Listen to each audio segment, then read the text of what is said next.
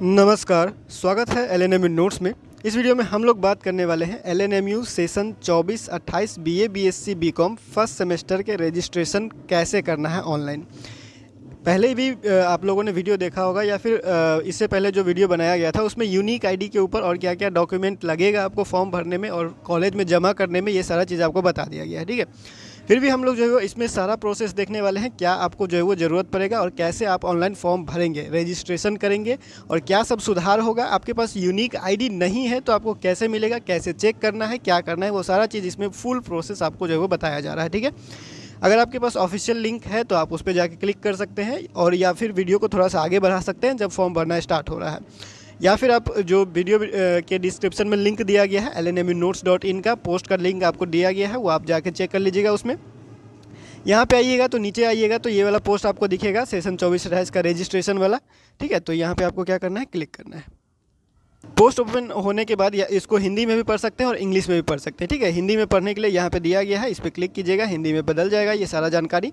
इसमें सारा जानकारी दे दिया गया है और किसी को अगर डेट के बारे में पता नहीं हो तो फिर से बता देते हैं कि 22 तारीख से स्टार्ट हुआ है और 10 दिसंबर तक चलेगा। 10 दिसंबर तक सबको ऑनलाइन रजिस्ट्रेशन करना है, चाहे आपको कुछ बदलाव करना है, चाहे कुछ बदलाव नहीं करना है, फॉर्म में कुछ करना है नहीं करना है, कुछ भी हो।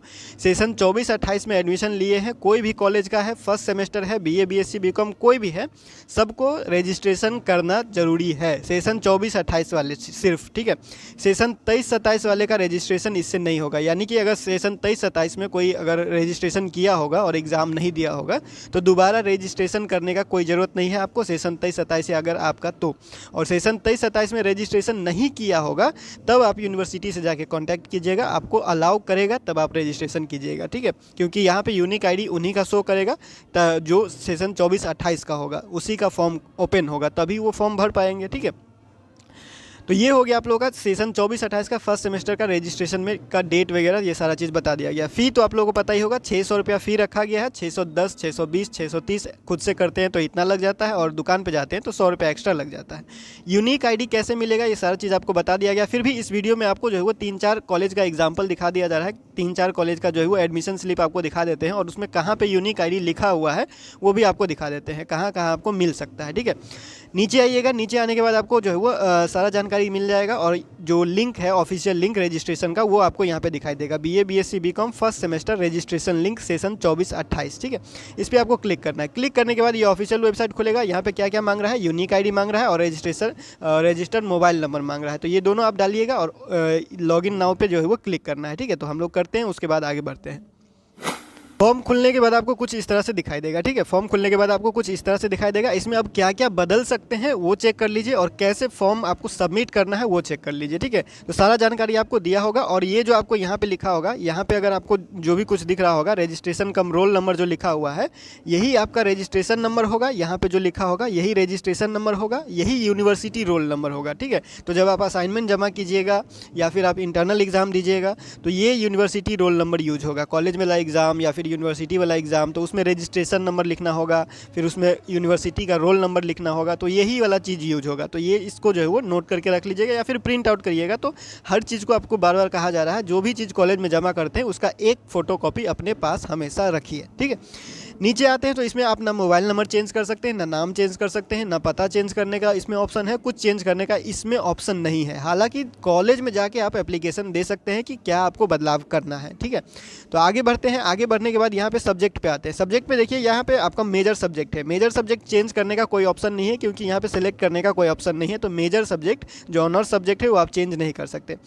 यहाँ पे आपको माइनर सब्जेक्ट आप चूज कर सकते हैं, मल्टी डिसिप्लिनरी या आईडीसी या एमडीसी बोलिए, एमआईएल, एईसी कहिए, एसईसी और वीएसी, ये सारा सब्जेक्ट जो है वो आप अभी बदलाव कर सकते हैं और सुधार करने का आपको रजिस्ट्रेशन तक ही मौका है। रजिस्ट्रेशन हो जाएगा, उसके बाद रजिस्ट्रेशन का जब डेट ख़त्म हो जाएगा उसके बाद कोई बदलाव नहीं होगा इसमें। ठीक है, अगर आपको इसके अलावा कोई बदलाव करना है तो आप अलग से एप्लीकेशन दीजिएगा कॉलेज में और जाके आप अपना जो है वो डॉक्यूमेंट उसके साथ जमा कीजिएगा, तब कॉलेज वाले जो है वो आपके जो अपने ऑफिशियल वेबसाइट होगा उनका, वहाँ पे जाके वो डैशबोर्ड पे अपडेट करेंगे। ठीक है, तो देखिए पिछले वीडियो में ये बताया गया था कि मल्टी डिसिप्लिनरी सब्जेक्ट पे डायरेक्ट सेलेक्ट नहीं हो रहा है। अभी भी डायरेक्ट आप सेलेक्ट करने जाइएगा तो इस पर सेलेक्ट नहीं होगा। आपको करना क्या है, तो करना ये है कि ये जो माइनर सब्जेक्ट है, ठीक है, ये जो माइनर सब्जेक्ट आपको दिख रहा है, इस माइनर सब्जेक्ट पे आप क्लिक कीजिए। माइनर सब्जेक्ट पे क्लिक करने के बाद देखिए यहाँ पे हिस्ट्री दिखा रहा है, और हिस्ट्री ही रखना है, चेंज तो नहीं करना है, हिस्ट्री ही रखना है, चेंज नहीं करना है।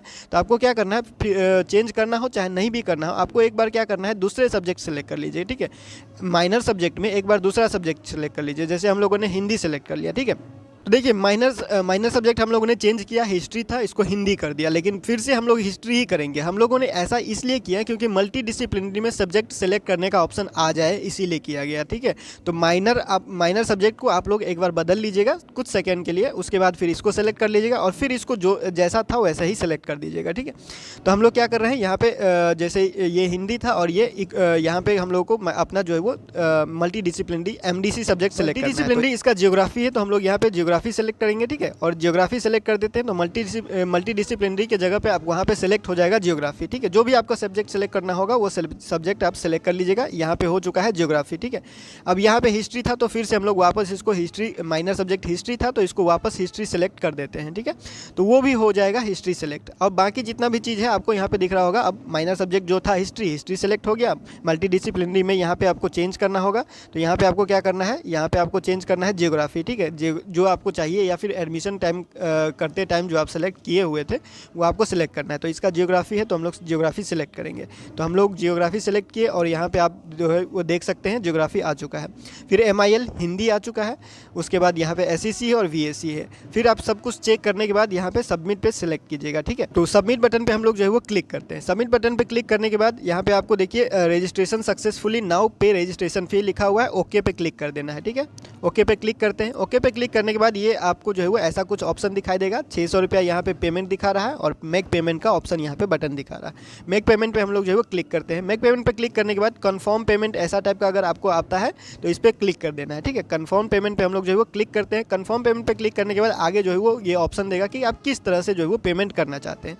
तो नीचे आ जाते हैं तो यहाँ पे क्या क्या ऑप्शन दिया गया है कि कार्ड से, यानी ATM कार्ड अगर आपके पास है, डेबिट कार्ड, क्रेडिट कार्ड जो भी है, ATM कार्ड है तो उससे आप पेमेंट कर सकते हैं। UPI ऐप, फ़ोनपे, गूगल पे, ये सारा चीज़, पेटीएम, इससे जो है वो आप जो है वो पेमेंट कर सकते हैं। उसके बाद QR कोड से करना चाहते हैं तो QR कोड से भी कर सकते हैं। QR कोड स्कैन करके नेट बैंकिंग से करना चाहते हैं तो नेट बैंकिंग से कर सकते हैं, ठीक है। तो कोई भी ऑप्शन से आप यूज़ कर सकते हैं। ज़्यादा अच्छा ऑप्शन होगा कार्ड से पेमेंट कीजिएगा। अगर पैसा वैसा फंस जाता है तो कार्ड से पेमेंट अगर किया रहता है तो वापस आने में दिक्कत नहीं होता है, ठीक है। तो कार्ड से पेमेंट आप भी कर सकते हैं, UPI से भी कर सकते हैं, जो भी चीज़ से आप जो है वो कर सकते हैं। तो हम लोग जो है वो कोई भी ऑप्शन सेलेक्ट करते हैं, उसके बाद आपको जो है वो दिखाते हैं पेमेंट करने के बाद क्या ऑप्शन आता है। पेमेंट सक्सेस होने के बाद यहाँ पे क्लिक हेयर टू प्रिंट का ऑप्शन दिखाई दे रहा है। इस क्लिक हेयर टू प्रिंट पे आपको क्लिक करना है। रजिस्ट्रेशन स्लिप यहाँ पे जनरेट हो चुका है और रजिस्ट्रेशन पेमेंट रिसिप्ट जो है, ये जो रजिस्ट्रेशन स्लिप जमा होगा उसका 2 कॉपी आपको निकालना है। 1 कॉपी कॉलेज में जमा होगा और 1 कॉपी आपको अपने पास रखना है, ताकि बाद में अगर कहीं भी ज़रूरत पड़े या फिर बाद में जब रजिस्ट्रेशन नंबर देखना होगा या रोल नंबर देखना होगा, यूनिवर्सिटी का रोल नंबर, तो ये सारा चीज़ आपको जो है वो कहीं ढूंढना ना पड़े, या फिर यूनिक ID के लिए जैसे कोई परेशान हो रहा है अभी, वैसे बाद में आपको परेशान नहीं होना पड़े, ठीक है। तो क्लिक हेयर टू प्रिंट पे जो है वो क्लिक करना है और इस तरह से आपको ऑप्शन दिखाई देगा और यहाँ पे आपको PDF का ऑप्शन दिखाई देगा और इस PDF के ऑप्शन पे आपको क्या करना है, क्लिक करना है और आपका जो है वो फ़ोन में सेव हो जाएगा, ठीक है। तो ये हो गया रजिस्ट्रेशन का प्रोसेस। अब हम लोग बात करते हैं यूनिक ID जिसके पास नहीं है, या फिर यूनिक ID देखेंगे कि कैसे, कि कहाँ पे आपको यूनिक ID लिखा हुआ है, या फिर application form ID, uniform ID, unique form ID, कुछ भी अगर लिखा हुआ है तो वो जो है वो 2-3 कॉलेज का आपको एडमिशन का स्लिप दिखा देते हैं और कहाँ पे यूनिफॉर्म ID लिखा हुआ है या यूनिक फॉर्म ID कहाँ पे लिखा हुआ है, यूनिक ID, एप्लीकेशन ID, ये सारा चीज़। देखिए ये एक कॉलेज का क्या है, admission receipt for degree semester 1 session 24-28 का, ये है एडमिशन का रिसिप्ट, ठीक है। इसमें देखिए यूनिफॉर्म ID यहाँ पे लिखा हुआ है, तो इसके सामने जो लिखा होगा वही है आपका यूनिक ID। और मोबाइल नंबर ये यूज़ करना है, जो फॉर्म भरते वक्त दिया था वही मोबाइल नंबर यूज़ करना है। मोबाइल नंबर में बदलाव करना हो या फिर कुछ बदलाव करना होगा तो एप्लीकेशन अलग से आपको लिख के देना पड़ेगा, अभी बदलाव नहीं होगा ऑनलाइन, ठीक है।